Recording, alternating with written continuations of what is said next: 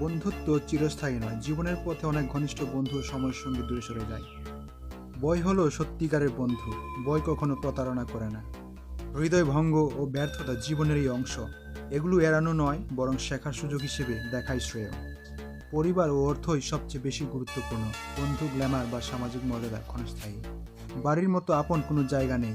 দুনিয়ার যেখানেই যান, মানসিক শান্তির ঠিকানা একটাই, নিজের ঘর। শৈশব জীবনেই সেরা সময়, দায়িত্বহীন নির্মল আনন্দের হয়। অনুশোচনা ও কান্নায় সময় নষ্ট নয়।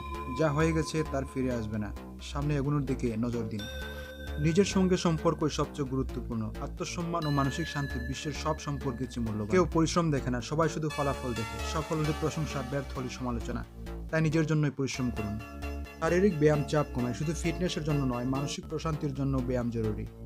আজ যা চাইছেন কাল হয়তো তার মূল্যই থাকবে না। মানুষের চাহিদা বদলায়, তাই আবেগের বশে সিদ্ধান্ত না নেওয়াই ভালো। আপনার সিদ্ধান্ত জীবন গড়ে দেয়, ভাগ্য নয়। ভাগ্য নির্ধারিত নয়, বরং আপনার সিদ্ধান্তই ভবিষ্যৎ তৈরি করে।